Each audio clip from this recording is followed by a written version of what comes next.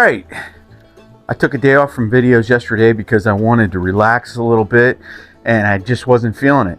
I'm going to start the 6 new knives I've got. Yeah, I just got these knives from a buddy of mine down in Florida, Tim School of Fish, and I bought them all. I have a problem.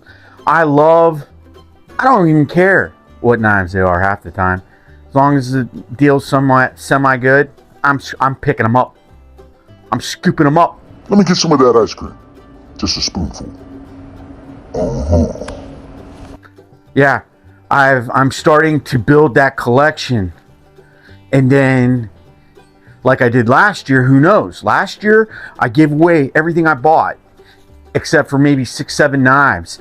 Everything I bought in 2023, and that was a lot of knives. But last year, one of my top knives, one of my favorite knives that I purchased was, not my favorite style, but one of my top, if I was going to give you my top 5 budget manufacturers last year.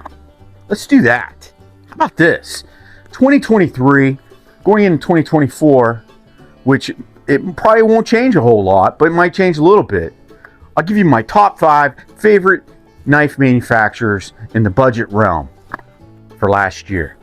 And I'll give them to you in no kind of order, and then I'm going to give you an order of how I like them the best. 1 being best, 5 being...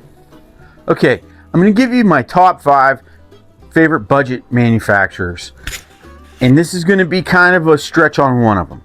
Because one of them I don't really consider a true budget manufacturer. They're pretty good. And they're not exactly cheap. It's hard to find any of their knives under $50. And to me, a true budget manufacturer, if I'm going to say, is killing it in my industry, in the budget offering industry, needs to go under $50. But they do make, I think you can get a couple of their knives under 50, but Kizer is on there, and I'll just make Kizer my number 5 because Kizer is my number 1 high budget range into not so budget range sometimes. Kizer's awesome. A lot of people out there in the world would probably call Kizer a budget knife manufacturer because there's a lot of people out there that believe that, you know, spending $150, $200 on a knife is their budget range. It's weird how everybody's budget ranges change. Your income may not change, your financial status may not change at all, but you may be the type of person that says, to me though, I feel Kizer is a budget knife because I have high standards on knives, having nothing to do with their financial situation. And I respect that. That's just maybe a true knife connoisseur, somebody that really goes so deep into knives, they disregard their personal settings and they say, you know what? Screw my financial budget settings. I still think that a specific manufacturer is here versus there, and I don't care about the price.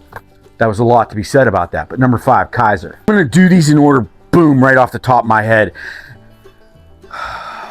This is so tough. So tough. Next, Sencut. I don't have a Sencut box because the boxes make it nice. I had a nice, pretty box. There's a knife in there I haven't reviewed yet. This is the Sencut Scepter, I believe. Yeah, Sencut, awesome.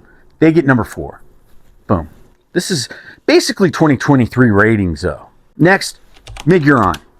Miguron gets number 3, right in the middle there. Awesome. They did awesome. They should probably be number 1 just for the sheer fact that they kind of came out of nowhere. They were like the Shadow Wolf.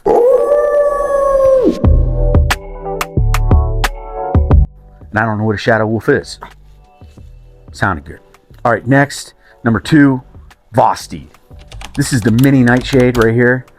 Last year, I had my hands on a raccoon. Awesome. This thing's really cool. I kind of want a full-size nightshade now that I've had the mini. But this mini nightshade, great knife. Just gotta watch. Every time I go to flip this open with the thumb studs, my thumb comes right across that blade. And like right there, I just gave myself a little nick. It is what it is. Knife life. Now, we're going to talk about the knife we're going to talk about today. An actual knife that's still in the box, never been used, only been reviewed one other time, and now it's in my hands. And I like this knife. I do. But I'm going to tell you right now, CJRB was probably my number one in 2023 budget knives. I just loved them. I had a lot of fun with them last year. I had the Krag. I had a couple other CJRBs. I think I had a Pyrite come through. I had, whatever. And then you go into their other company, Artisan Cutlery. Now, there's a weird definition between CJRB and Artisan. I don't believe they're the same company, but they are, like CJRB knives are made at Artisan, but they're a separate company, I believe. Correct me if I'm wrong. That's why you're here, right? Tell me when I'm wrong. I can deal with that. Now, this knife, I'm 50-50 on the color of these scales. And I'm getting ready to do a scale die video because I owe Paul Casper a knife. He won the Ethan Grow Rhino. I nicknamed it the Rhino myself. It's not actually Ethan Grow Rhino, so don't try to search Ethan Grow Rhino. Just search Ethan Grow weird-looking cleaver-style knife with ugly scales. They had these blue with a little bit of black in the scales, and I told Paul, whatever, let me check his name.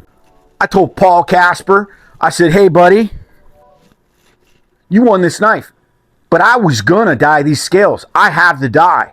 Would you like for me to do a video of dyeing the scales on your knife? He said, yeah, sure. And I've been putting it off. I'm going into April here soon. We're in mid-March. I'm going to go into April, and I haven't done it yet. And he won the knife last year. So I got to do that. Paul, thanks for hanging tight and being patient. But what we got here is the Ruffian, the CJRB Ruffian. And look at the purple on that. Pretty nice dark purple. I don't hate purple. I don't hate pink. I don't hate baby blue. I don't hate them. And I'm a guy. I know. They don't bother me. So I could leave this purple. This could go with something. A little red trim around that pivot. And I'm sure that the blade metal is AR9 RPM, ARH9 RPM, whatever the hell that is. I believe it's a crucible powder metal, and it's pretty good. And it's what CJRB uses quite a bit. And I like their blade steels. It's always sharp, slicey, ready to rock. So I think they equate that over to a 9CR maybe. But I'm not sure. Maybe a 10. I don't know. There's a equivalent steel out there. But I like this knife. So I bought these most recent knives I've gotten and received. I bought them from Tim. I just bought them all. I don't know though. I don't know about this one because I like this one. So this has what I would call probably a reverse Tanto. But if you look at the handle, here's the spine going straight, right? This is angling up a little bit, and this is angling up a little bit. That's different to me. Jimping all the way across this long finger hole right here. This is going to be a great work knife. This has got an awesome tip. Straight flat grind right here. Boom, bang, bing. Like it. Liner locks, G10, deep pocket carry, reversible. It's got the countersunk clip so that there's going to be no hardware hanging up in your pocket. I like this clip. I just went through probably what we would call a mental breakdown over pocket clips last week with Rosecraft. Yeah, that's how a pocket clip should be done if you ask me. If you're going to go just with a simple pocket clip, have it so you can at least put it in your pocket. Now, I've got jeans on today. Normally, I'm wearing something more comfortable. Let's check it. Yeah, right in. Nice little carry. Good size knife. Right there. Closed. Fits in my hand nice and full. Of course, great action. Reverse flicking all day long off of that hole. I haven't oiled it. I haven't messed with it at all. I don't think I will mess with it. I think what I'm going to do, and why I brought up Paul Casper's knife with the Ethan Grow Rhino. Want to take a look at it? Come on, let's take a look. I'm going to be dyeing the scales on Paul's knife here. It's a nice little video to let Paul know I haven't forgotten him. I don't forget anything, really. I got weird, wonky memory. It's kind of strange sometimes. Like it works against me, not for me sometimes. But then there's times where it feels like it's not working, but then boom, it hits me, and it hits me really good and easy. Here it is. Look how ugly that is. This is one of the ugliest knives. But I like this knife, and I think Paul's going to love this knife, especially once you get past that detent. Great action because it's a big, heavy knife. But once I get these scales all black, Paul's going to like it. And I'm also going to do this Kaiser Vanguard knife, double detent right here. I'm going to get rid of these fake bacon micarta scales. I'm going to dye them, see what happens. I don't know. I haven't really heard enough about dyeing micarta. I think it's probably going to be easy because I think this is more porous than anything else. I hate to actually dye micarta, to be honest with you, because I always loved micarta, but this looks way too much like that fake bacon dog treat, bacon strips. You're my sweetest addiction. But this knife right here, proud hardware down here on the barrel spacers, but who cares? No real lanyard hole necessarily. It does look like it has a lanyard thing I've never seen before, but I wouldn't put a lanyard down there in that. It's just weird. Look at that. Don't know what that is. I think that's a lanyard thing. Who knows? I like this knife.